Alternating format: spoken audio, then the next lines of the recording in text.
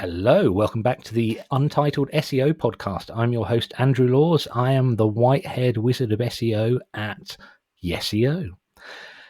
This season of the podcast, season 2, we're trying something a little bit different. We're doing what we call LAN, live action networking, where we get to know people in SEO, in surrounding industries, and just sometimes someone that I've bumped into along my merry journey of life that I think my listeners might like to hear from. And I have today with me right here somebody who I met on my journey through life. So that sounded like so over dramatic, my journey through life. Honoured guest, would you like to introduce yourself, please? Andrew, how are we? My name is Ben Herbert. I'm an online health coach. We help business owners build a better body, live with more energy to create more impact and freedom in their business. And we specifically work with small business owners, mate. See, when I met Ben, this must have been only a couple of weeks ago, he was speaking at a small business networking event in lovely Woodbridge, a place, an event called Coastal Net. And I don't want to give too much away until we kind of dig deeper into kind of what motivates you and what made you start. But you gave a presentation that I think struck everyone in the room right between the eyes. And the summary of it was, is running a business killing you? Pretty much, yes, pretty much. I speak to so many business owners that are, how to put this politely? You don't have to be polite. You can swear on this. I've only got to put a tick in the box to say it's explicit. Absolutely buggered, shall we say, from the business. That's so much milder than what I thought you were going to say. I really wanted to, but I won't. Absolutely buggered from their business, trying to run their business, small businesses, just trying to, earn more money, create the impact they want with their business, and sometimes just keep it afloat for the time being, depending where they're at currently, if it's a startup or if they've been going a few years, 10 years or whatever it may be. And what I often find is that not even just physically, but mentally and emotionally, they are just absolutely tanked and have just neglected their health just from trying to make their business a success and almost just forget about themselves. And I can raise my hand on that one too, because for many years that was me. So let's get into that. What's your story, Ben? Because I know that you're what, third generation self-employed. Is that fair? Yeah, so if you was to go down my family tree, not that I have, but I've speaking to my parents, speaking to my grandparents, they've all ran businesses, and I know my great nan had her own business as well. So if we kept on going, I'm sure they'd just continue. And I've always been around business. I've always been around sport as well. Most of my family are very sporty, so I was born into sport and business. And look where I am today, hey. And what I found so often just watching my grandparents and watching my parents was like they were trying to make their business successful, which they were, and congratulations to them on that. But it comes at the expense of their health, their well-being, and sometimes like it bled into their relationships of them not communicating well enough, the stress being incredibly high, the unnecessary arguments that you see. You're taking stress home with you. You're eating low quality food, you're drinking a little bit more alcohol than usual. Not saying that alcohol's bad for you, because it's absolutely not. We've all got to have our fun, and we have fun in every one of us has fun in different ways. But just seeing that actually impacts the quality of their life and how they're actually operating in their business. Just they'd close the doors of a business day. They'd come home, low quality food. They'd stay up late just watching a bit of TV. Let's say a couple of beers or a couple of glasses of wine. Straight back in business the following day, and they've actually not given themselves any time to unwind, de-stress. Even though most people may think sitting on the sofa late at night may be unwinding and de-stressing, it's a form of a way. But if you really look at it, it's not fueling the tank of a someone that's really going to look after their health, and not just health from a personal perspective, but from a business health as well, because you'll then neglect certain areas. Your thinking patterns won't be as sharp as they should be. Then you might miss, certain admin bits, or you might miss a certain customer, and then you're chasing your tail constantly. And don't get me wrong, we've all got to have fun on the weekends and enjoy ourselves, but don't allow your health to be absolutely ruined by your business, and your business health to be ruined from your own health. It's something that I find really interesting. I mean, I've been in business for 23 years. And when I first started there wasn't really social media as such. and the sort of this awful, well, I think it's an awful phrase, the hustle culture wasn't a thing.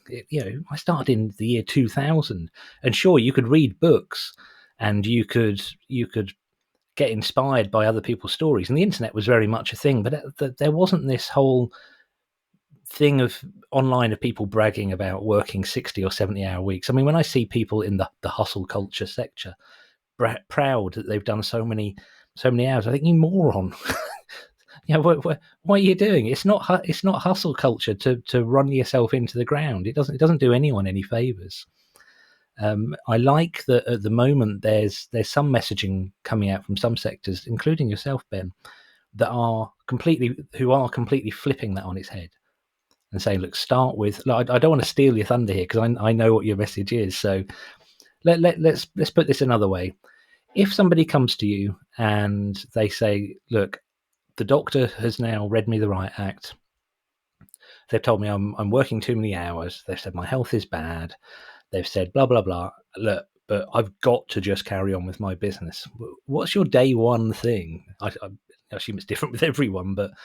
Yeah, it is different with everyone, but it's, again, there's a simple word that we don't actually look at and we don't have time for, because the hustle culture that we now live in, a lot of people believe in the 4 a.m. club of let's get up and let's get after it, right? And I'm all for getting after it. But again, it's like you need certain breaks in the days if you're going to be that sort of person. Then there's other people, like, you're going to be a little bit more realistic with it, of like the time you now use, the time is available. Let's just work hard in those time brackets, and then the rest is for rest. But if I was to, from day one, if someone comes to me and said, like, my doctor said this to me, or I'm sat on the sofa and I've had a huge realization, or whatever it may be, I'd actually first say to him, like, what even is success to you? Because I can guarantee a lot of people won't understand why they're truly running their business, why they need their health for themselves and their business. And ultimately, that the phrase of why, like, why are you actually doing this? A lot of people don't actually truly understand that to a deep, meaningful level. So something I will always do before someone steps inside the coaching process is the first onboarding part is get them incredibly clear on the impact they want to have on their business and on their health, and why they actually really want to have it. Is it to be able to, create a legacy for your family? Is it to be able to, send your children's to private school, not even allow them to have to worry about money in time to come? Or like, is this now for, you want to buy multiple properties abroad and actually retire your whole family? Like, what is that? Is the thing? It might even be smaller than that. It might be, do you know what? I just want a really successful business, be able to leave it to my children or whatever it may be. But in order to have any of that, there's a person before the business, right? So you need a healthy person to then go into a healthy business. Well, none of this stuff happens automatically. I promised myself I wasn't going to keep using analogies during this conversation, but I love analogies. The one I had for someone sitting on a sofa is, at the end of a long journey in a car, you don't just pop the bonnet and set the engine on fire. You need to let the car rest. But the whole thing about building a business is that something I don't think a lot of people who start their businesses realize is that you're the seed. And you're the seed that's going to make everything grow. And if you don't look after a seed, what happens, Ben? The seed does not grow. The seed dies. I'm afraid to say. The seed gets fed up with growing and decides to go and sit on a settee and not grow. 100%. And don't get wrong, there's a lot of successful business owners out there that don't look after their health.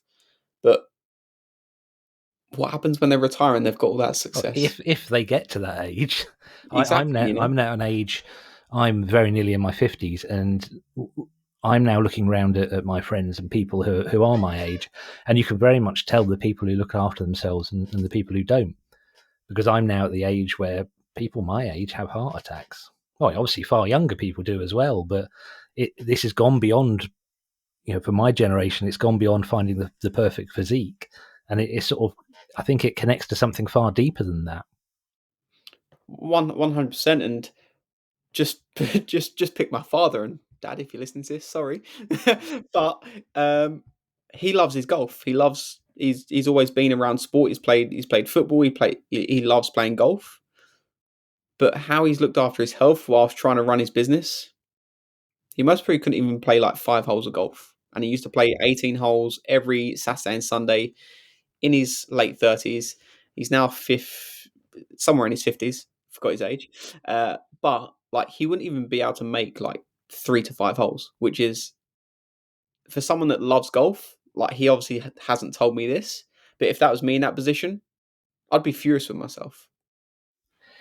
It's it can be a frustrating thing, and that frustration can lead to making decisions that might not be for the best in the best interest of your business and your team as well. I'm really I brought you on because I wanted to kind of first of all celebrate what you do, Ben, but also because I'm a real believer in that you have to look after your physicality and your mentality before you move on to do anything. Some people can fluke it to business success, whatever that be. The first business I built and sold, I'll happily tell anyone, it was a complete accident. It wasn't because I was particularly skilled or anything. That's why it came as such a shock when I started the next business like 23 years ago. Like, oh man, I've really got to put some effort in here. But I'm a firm believer in that. So what does it start with? So it's different for everyone. So it starts with defining success, because if anyone in my experience says success is money, if they get the money, it doesn't solve the problems they have, and it doesn't feel like an arrival. 100%, and it's success is different to everyone, right? But first port of call is actually understand like what success really is to you and why that is success. So how do you help people explore that? Ultimately, how it would work is you and I would jump on a call very much like this. I normally have an iPad, and I'll share my screen with you, and we'll just start brainstorming. We become thinking buddies. That's the only way I can thinking buddies. What the a only way great I can phrase. express it. It's almost like I bump my head together with yours, and I allow you just to sit there, give you time and space away from your business, away from life, to actually explore the avenues of, one, why you want to be healthy, two, why you want a successful business, and what that really now looks like, what it's going to feel like, most importantly, and what it will consist of on a weekly, a monthly, and a yearly basis. So what sort of time periods do your clients work with you? Is it just sort of one-off projects or? No, or... so how it works is it is a minimum of a 12-month commitment. Wow. Because running a business and taking charge of your health, I personally believe there's no such thing as a quick fix. You can go and do all these quick fixes and you'll be back at square one. But if you truly want to transform, you need to go through behavior change. You need to shift through different identities to become the person you truly want to be. And all that takes time to embed in whilst trying to run a business. That it makes total sense to me. So tell us about some of the transformations you've seen. So we've recently had a gent come into the program, and he didn't have a business, but he wanted to open a business. Wow. Basically very startup, and he was way out of shape for himself. That is, he was 4 stone over the weight of where he wanted to be, lacked a huge amount of confidence, didn't have any sort of like business. He had the idea, but he didn't have like the vision of why he was now really trying to create it, and ultimately like why the health was such an important like tie to it, shall we say. He's been with me 9 months. He's dropped 4.5 stone. Wow. Yeah, dropped 4.5 stone. He's swam a Great North Swim, I believe it was like over a mile, something he's never done before. He's someone that used to be that on it and off it person, just consistently in the gym, out the gym, in the gym, out the gym, but never really got anywhere. He now goes 3 times a morning. We don't expect anyone, and we don't game plan anyone to go more than that, because you have a business to run. He has a family. He has friends that he wants to spend time with. He likes to walk his dog. So he goes to gym 3 times a week. That's it. That's the least he's trained in his life. He's the most consistent he's ever been. And his business, don't want to give his figures away because that's to him. But let's just say it was a startup business with him working a job to now being full-time in that business and being able to take his family away for Christmas. That's pretty exciting. That's the kind of thing I really like. And the more I talk to you, I can see how important consistency is with that. I guess accountability must come into it. You keep using the word coaching. which very much kind of speaks to the accountability side of things. 100%. We've got another lady that's doing something incredible. You know her yourself. You went to her networking. I'm not going to name her name, but she's someone that's always sort of worried about business, worried about her health, and not actually really being able to make like any headway with it. And what she's doing with her health and what she's doing with the business side of things in literally 3 months is something I've never seen before. She is literally head down, working away at what she truly wants to achieve. And she didn't actually have a clue of why she really had it. She just knew she wanted to be successful in it, but didn't actually really understand why it was. But the clarity she now has on like why she wants it to be successful, what it's now going to create, not just for her, but for her family and down the line, and also what it's going to give back to the community as well in Woodbridge, is absolutely exceptional. And just seeing her energy, her focus, how confident she is now with around even just small things of like something I have to bring myself back to is like the bare basics. Like this person struggled with nutrition. Now they've got their nutrition on a consistent basis. And I'll put my hand up. Sometimes I forget like how hard that can be because it's just I normalize the norms, right? Because that's me. I live and breathe it. But this lady is the most consistent I think I've ever seen around nutrition. And we don't say you can't have this and you can't have that. Everything that's available in this world, she can consume, but just in portions that she believes, right? And she's just going from strength to strength. It's so much around mindset, isn't it? I quit smoking many years ago reading the Alan Carr book, but realised that reading a book doesn't actually make you healthier. It's just it's a process of feeding the machine. There's a really good book I like that's written in the early '60s called Psycho-Cybernetics. Fantastic book. Oh, you know it. Okay, yeah. So you know that it's written by a plastic surgeon who realised a lot of the people coming to him to fix problems they perceived themselves to have with surgery just didn't need it at all. They needed to change mindset and kind of make small tweaks or sometimes quite seismic kind of changes to their life. But those kind of things can be really hard to see subjectively because I can't speak for the whole of humanity here, but your internal dialogue is a powerful thing, and if that is allowed to run amok unchecked, then it can make big mindset changes really difficult. So is that one of the ways you help people? Yeah, 100%. It's I was actually having a conversation just before I jumped on here with one of my clients, and she likes to fill a diary up with carnage, basically. For carnage, Just Monday loves to fill a carnage, diary up Tuesday just for the sake of carnage. it, just to feel productive, right? And I literally just put a phrase to her, and a lot of people don't like to go into this, shall we say, just because it can touch a nerve. But the only way you're going to really understand where it truly comes from is actually looking down their rabbit hole. Mm. And I literally just said to her, with your diary being filled up, what was you taught as a child? What were the beliefs that were put into you as a child? And she literally come back to me and said, if I come back from school and I didn't get 100% on my test and it was 99, they would say, why didn't you do better? Wow, God, that's harsh. So now she's got that embedded in her, thinking if I have 30 minutes free in my day, I'm unsuccessful. That's But off the back of that, which is even worse, she now sees that. And if she's got free time, she'll go and do something completely random that's most probably not even needed to do. One, that affects energy. Two, if she now doesn't become successful at doing that other thing that she's now just thrown in just for the sake of it, it leaves her thinking, do you know what? I didn't do very well at that. I've now lost trust and confidence in myself. How's that now actually affecting her with her training, her nutrition, relationships? How's that now actually affecting her in her business? That's quite remarkable. Yeah, it's well known that we are a product of our childhood in lots of ways, but I find it wild that if that's the influence that's given to us between age 3 and 12, the most kind of Yeah, impressionable. If you live to 80, you're carrying the instructions given to you when you were very young for 70 years. 100%. Oh And man, something this puts me under a lot of stress as a parent.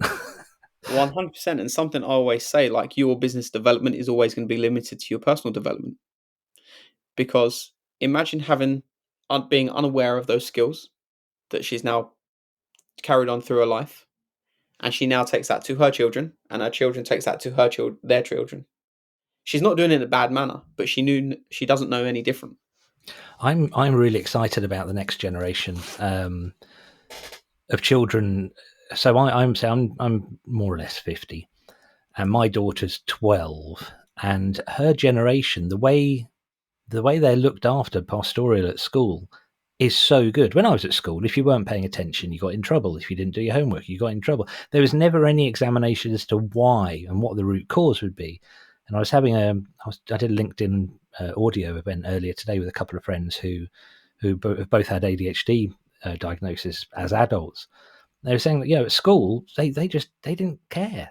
They had no interest at all. Whereas now, my daughter's generation, these things are talked about. And if a kid is disconnected and disinterested at school, a lot of schools are now going, okay, well, now why is that? And what can we do to support them?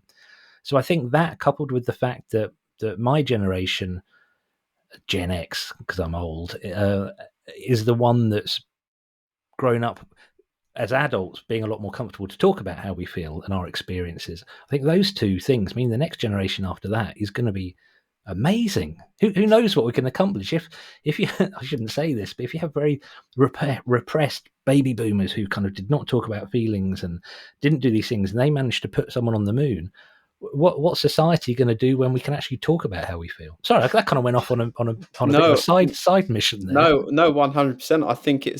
I think it's hugely important just bringing it back to like talking about how we feel, because I'm sure you've seen it. How many business owners really wear a mask?